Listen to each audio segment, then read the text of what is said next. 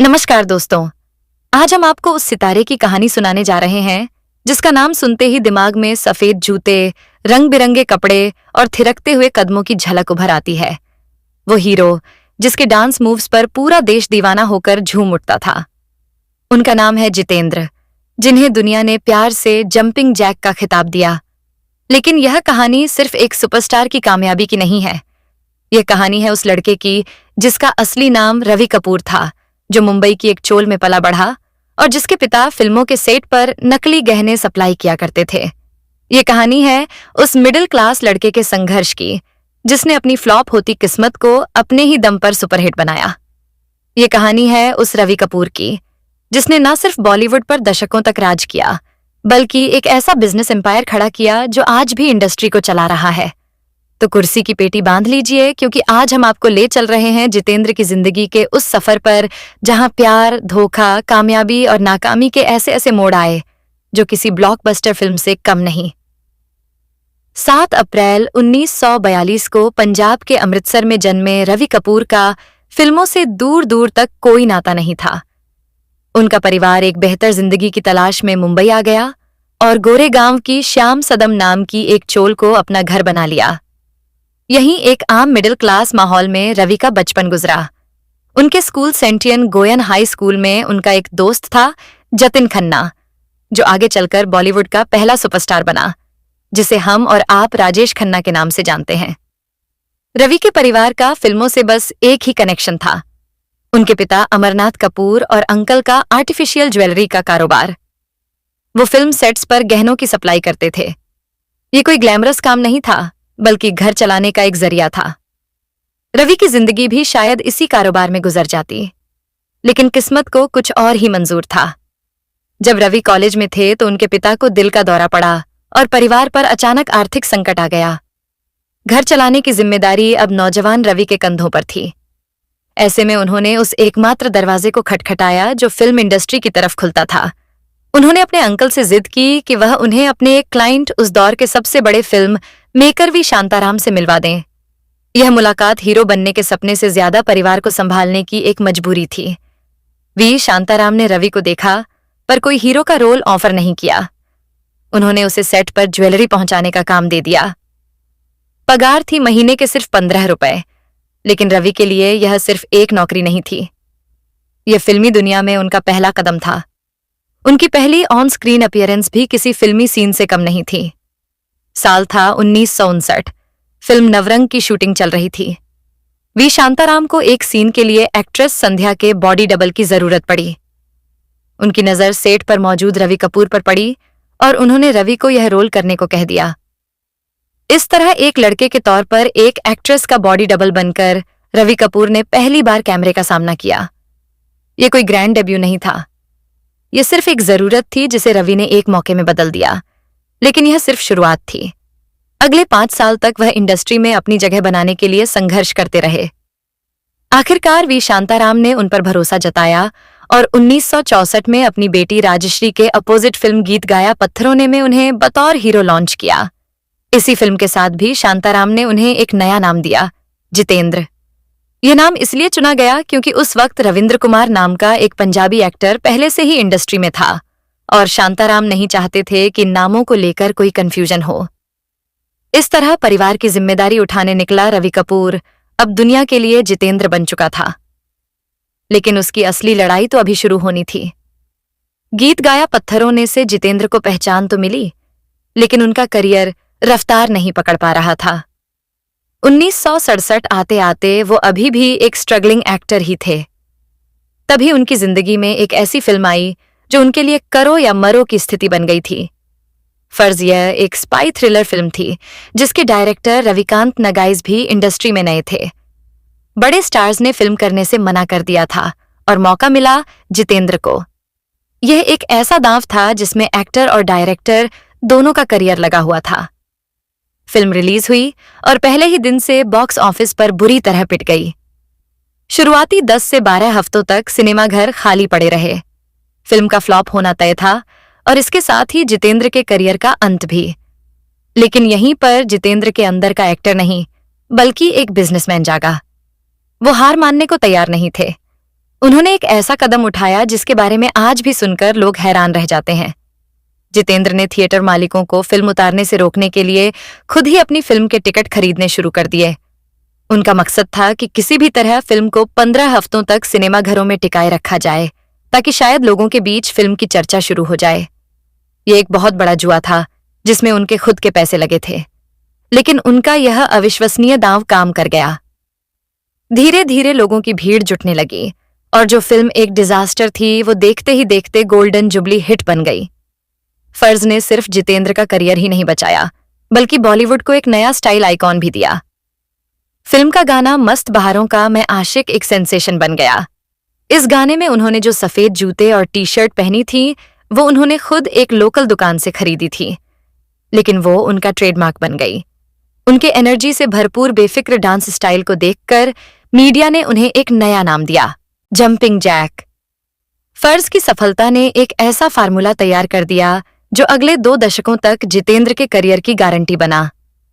दक्षिण भारत के film makers जो अपनी हिट तेलुगु और तमिल फिल्मों का हिंदी रीमेक बनाना चाहते थे, उन्हें जितेंद्र में एक भरोसेमंद हीरो मिल गया। जितेंद्र ने अपने करियर में 80 से ज्यादा रीमेक फिल्मों में काम किया, जो आज भी एक रिकॉर्ड है। ये फिल्में कम बजट में जल्दी बनती थीं और बॉक्स ऑफिस पर खूब पैसा कमाती थीं। इस स्ट्रेटजी ने जितेंद्र को उस दौर के सबसे कमर्शियली सफल एक्टर्स में से एक बना दिया।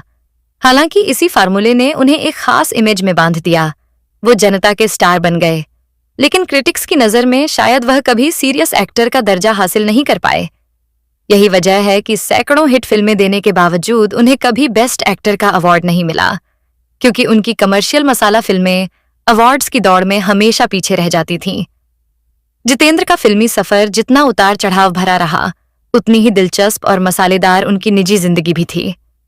उनकी कहानी 4 अहम किरदारों के बिना अधूरी है। 4 औरतें जिन्होंने उनके जीवन को अलग अलग मोड़ दिए। सबसे पहले आती हैं शोभा कपूर। ये कहानी तब शुरू होती है जब शोभा सिर्फ 14 साल की थीं और जितेंद्र एक स्ट्रगलिंग एक्टर थे। वो उनकी बचपन की दोस्त और पहला प्यार थी। जब जितेंद्र बॉलीवुड में अपनी किस्मत आजमा रहे थे, तब शोभा ब्रिटिश एयरवेज में एक एयर होस्टेस थी। उनकी नौकरी की वजह से यह एक लॉन्ग डिस्टेंस रिलेशनशिप था, जिसमें इंतजार और खतों का लंबा दौर था। शोभा वो मजबूत खंभा थी जो जितेंद्र के संघर्ष के दिनों में उनके साथ खड़ी रही। लेकिन कहानी में ट्विस्ट तब आया जब जितेंद्र की जिंदगी में ड्रीम गर्ल हेमा मालिनी की एंट्री हुई। 70 के दशक में एक ऐसा वक्त आया जब जितेंद्र और हेमा मालिनी की शादी लगभग तय हो चुकी थी। दोनों के परिवार इस रिश्ते के लिए राजी थे और चेन्नई में चुपचाप शादी की तैयारियां भी हो गई थीं। कहा जाता है कि जितेंद्र खुद इस शादी को लेकर दुविधा में थे, क्योंकि वह जानते थे कि हेमा मालिनी का दिल धर्मेंद्र के लिए धड़कता है। लेकिन यह खबर लीक हो गई। जैसे ही धर्मेंद्र को पता चला, वो जितेंद्र की गर्लफ्रेंड शोभा कपूर को लेकर सीधे चेन्नई पहुंच गए। वहां जो हाई वोल्टेज ड्रामा हुआ, वो आज भी बॉलीवुड की सबसे चर्चित कहानियों में से एक है। काफी हंगामे के बाद यह शादी टूट गई और हेमा मालिनी ने आखिरकार धर्मेंद्र को ही अपना जीवन साथी चुना। इस पूरे एपिसोड के बाद जितेंद्र वापस शोभा के पास लौट आए और 31 अक्टूबर 1974 को दोनों ने चुपचाप शादी कर ली।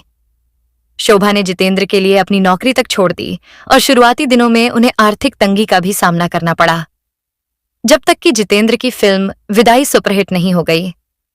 शादी के बाद भी जितेंद्र के अफेयर्स की खबरें थमी नहीं। रेखा के करियर के शुरुआती दिनों में जितेंद्र उनके पहले ए लिस्ट को स्टार थे और रेखा उन पर पूरी तरह फिदा थी। दोनों के बीच अफेयर की खबरें भी उड़ी, लेकिन यह रिश्ता एक कड़वे मोड़ पर खत्म हुआ। रेखा की बायोग्राफी रेखा एड टोल्ड स्टोरी के मुताबिक रेखा ने एक बार जितेंद्र को एक जूनियर आर्टिस्ट से यह कहते हुए सुन लिया कि रेखा उनके लिए सिर्फ एक टाइम पास है। यह शब्द सुनकर रेखा का दिल टूट गया। वो घंटों अपने मेकअप रूम में रोती रहीं और फिर उन्होंने इस रिश्ते को हमेशा के लिए खत्म कर दिया। बाद के इंटरव्यूज में भी उन्होंने इस घटना को लेकर अपनी कड़वाहट जाहिर की। फिर आया 80 का दशक और जितेंद्र की जोड़ी श्रीदेवी और जया प्रदा के साथ एक सुपरहिट फार्मूला बन गई। हिम्मत वाला, तोहफा मवाली जैसी फिल्मों ने बॉक्स ऑफिस पर आग लगा दी। श्रीदेवी के साथ उनकी केमिस्ट्री इतनी जबरदस्त थी कि दोनों के अफेयर की खबरें जोर शोर से उड़ने लगीं। कहा जाता है कि जितेंद्र अपनी हर फिल्म में श्रीदेवी को कास्ट करने की जिद करने लगे थे। इस बार भी जितेंद्र की पत्नी शोभा कपूर ने स्थिति को बड़ी समझदारी से संभाला। उन्होंने कोई तमाशा करने के बजाय एक खामोश लेकिन असरदार कदम उठाया। उन्होंने श्रीदेवी को अपने घर डिनर पर बुलाया। उस डिनर टेबल पर दोनों के बीच क्या बात हुई, ये तो कोई नहीं जानता, लेकिन उस मुलाकात के बाद श्रीदेवी ने धीरे धीरे जितेंद्र से दूरी बना ली और अफेयर की खबरें भी ठंडी पड़ गईं। यह घटना बताती है कि शोभा कपूर सिर्फ एक पत्नी नहीं, बल्कि एक ऐसी समझदार पार्टनर थी जिन्होंने अपने परिवार को हर तूफान से बचाकर रखा। जितेंद्र का करियर एक अजीब विरोधाभास की कहानी है। एक तरफ वो बॉक्स ऑफिस के बेताज बादशाह थे, तो दूसरी तरफ एक ऐसे सुपरस्टार जिन्हें कभी उनके अभिनय के लिए सबसे बड़ा सम्मान नहीं मिला। और इसी कहानी का एक अहम हिस्सा है उनका वो सपना जिसकी उन्होंने बहुत बड़ी कीमत चुकाई। जितेंद्र हमेशा से मेरे महबूब जैसी एक भव्य मुस्लिम सोशल फिल्म बनाना चाहते थे। ये उनका ड्रीम प्रोजेक्ट था। इस सपने को पूरा करने के लिए उन्होंने अपनी जिंदगी भर की कमाई एक फिल्म पर लगा दी। दीदार यार 1982 ये उनकी होम प्रोडक्शन फिल्म थी, जिसमें उन्होंने शशि कपूर, रेखा और टीना मुनीम जैसे बड़े सितारों को कास्ट किया था। लेकिन यह सपना एक भयानक दुस्वप्न में बदल गया। फिल्म का निर्माण 1977 में शुरू हुआ और इसे बनने में 5 साल लग गए। जब फिल्म रिलीज हुई तो यह बॉक्स ऑफिस पर एक बहुत बड़ी डिजास्टर साबित हुई। दर्शकों ने फिल्म को पूरी तरह से नकार दिया। इस फिल्म की नाकामी ने जितेंद्र को आर्थिक रूप से तोड़कर रख दिया। उन्हें लगभग 1,50,00,000 का नुकसान हुआ, जो उस जमाने में एक बहुत बड़ी रकम थी। वो दिवालिया होने की कगार पर आ गए थे। इस झटके का असर इतना गहरा था कि उन्होंने कसम खा ली कि वो फिर कभी कोई फिल्म प्रोड्यूस नहीं करेंगे। दीदार AR की इस तबाही ने उनके करियर को एक नई दिशा दी, या यूं कहें कि एक मजबूरी की राह पर धकेल दिया। अपने नुकसान की भरपाई के लिए उन्होंने खुद को पूरी तरह से साउथ की रीमेक फिल्मों में झोंक दिया। 80 का दशक वो दौर था जब उन्होंने सबसे ज्यादा फिल्में की, क्योंकि वह सिर्फ हिट नहीं चाहते थे, वह अपनी आर्थिक स्थिति को फिर से मजबूत करना चाहते थे। इसी दौर में उनके करियर का वह विरोधाभास और भी गहरा हो गया। वो एक के बाद एक सुपरहिट फिल्में दे रहे थे, लेकिन उन्हें कभी भी सर्वश्रेष्ठ अभिनेता का फिल्म फेयर अवार्ड नहीं मिला।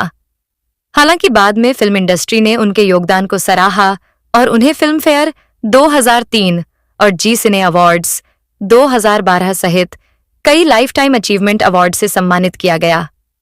हर सितारे के करियर में एक दौर आता है जब उसकी चमक फीकी पड़ने लगती है। 80 के दशक के अंत और 90 की शुरुआत में जितेंद्र के साथ भी यही हुआ। नई पीढ़ी के एक्टर्स आ चुके थे और बतौर हीरो उनका दौर खत्म हो रहा था। उन्होंने बड़ी शालीनता से इस बदलाव को स्वीकार किया और मुख्य भूमिकाओं से हटकर पिता भाई और पुलिस ऑफिसर जैसे सहायक किरदारों में नजर आने लगे। हालांकि उनकी बाद की कई फिल्में बॉक्स ऑफिस पर सफल नहीं रहीं, लेकिन जितेंद्र की कहानी यहां खत्म नहीं होती। उनकी जिंदगी की दूसरी और शायद सबसे सफल पारी तो अभी शुरू होनी थी। दीदार यार की असफलता से जो बिजनेस का सबको उन्होंने सीखा था और फर्ज को बचाने के लिए जो रणनीति अपनाई थी, वो अब एक बड़े रूप में सामने आने वाली थी। उनकी असली दूसरी पारी की शुरुआत हुई बालाजी टेलीफिल्म्स की स्थापना के साथ। इस कंपनी की क्रिएटिव ताकत भले ही उनकी बेटी एकता कपूर थी, लेकिन इसके पीछे की नींव और स्थिरता जितेंद्र ने ही प्रदान की। उन्होंने बालाजी टेलीफिल्म्स के चेयरमैन के रूप में वो आर्थिक समर्थन और इंडस्ट्री का अनुभव दिया जिसकी एक नई कंपनी को सबसे ज्यादा जरूरत होती है। उन्होंने अपनी बेटी के विजन पर भरोसा किया और उसे वह आजादी दी जिससे वह भारतीय टेलीविजन की क्वीन बन सकी।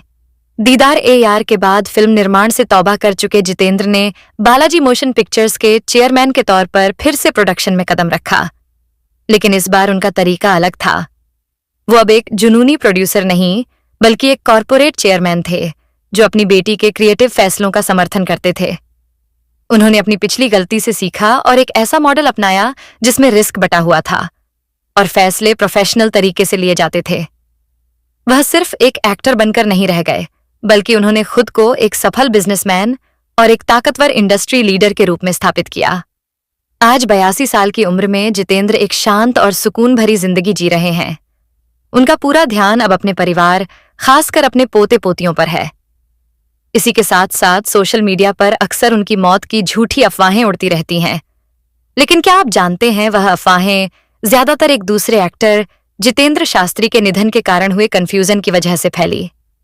कई लोग जितेंद्र नाम सुनते ही यह समझ लेते हैं कि बॉलीवुड के जंपिंग जैक की मौत हुई है, लेकिन हकीकत यह है कि वो आज भी हमारे बीच है और उसी दौरान ये अफवाह आग की तरह फैलने लगी कि जितेंद्र का निधन हो है। अब जरा सोच के देखिए कि जो सुपरस्टार आज भी हमारे बीच है, लोगों ने उसे ही मारा हुआ समझ लिया। लेकिन इन अफवाहों से परे जंपिंग जैक आज भी पूरी तरह से स्वस्थ और जिंदा दिल है। उनकी जिंदगी की कहानी को समेटने के लिए एक कस्सा सबसे सटीक है, जो प्यार, किस्मत और सर्वाइवल की उनकी पूरी यात्रा को बयां करता है। ये बात है 1976 की, जब जितेंद्र को एक फ्लाइट पकड़नी थी, लेकिन उनकी पत्नी शोभा कपूर को किसी अनहोनी का अंदेशा हुआ और उन्होंने जिद करके जितेंद्र को उस फ्लाइट में जाने से रोक दिया। बाद में खबर आई कि वह फ्लाइट क्रैश हो गई थी। जितेंद्र आज भी मानते हैं कि उस दिन शोभा ने सिर्फ एक व्रत नहीं रखा था, बल्कि उनकी जान बचाई थी। यह किस्सा उनकी पूरी जिंदगी का प्रतीक है। मुश्किलों से बचना, किस्मत का साथ देना और हर कदम पर शोभा का एक मजबूत ढाल बनकर खड़े रहना। रवि कपूर से जितेंद्र बनने का यह सफर सिर्फ हिट्स और फ्लॉप्स का नहीं है। यह एक चोल में रहने वाले लड़के के सपनों का सफर है, एक ऐसे एक्टर का जिसने अपनी किस्मत खुद लिखी, एक ऐसे पति का जो हर तूफान के बाद घर लौटा, और एक ऐसे पिता का जिसने अपने बच्चों के लिए एक सल्तनत खड़ी कर दी। सितारे आते हैं और चले जाते हैं, लेकिन जंपिंग जैक आज भी हमारे दिलों में थिरक रहा है। आपकी इसके बारे में क्या राय है? कमेंट करके हमें जरूर बताइए, और अगर वीडियो अच्छा लगा हो तो लाइक और शेयर करना ना भूलें। साथ ही हमारे YouTube चैनल स्टार मनोहर राठौर को सब्सक्राइब जरूर करें।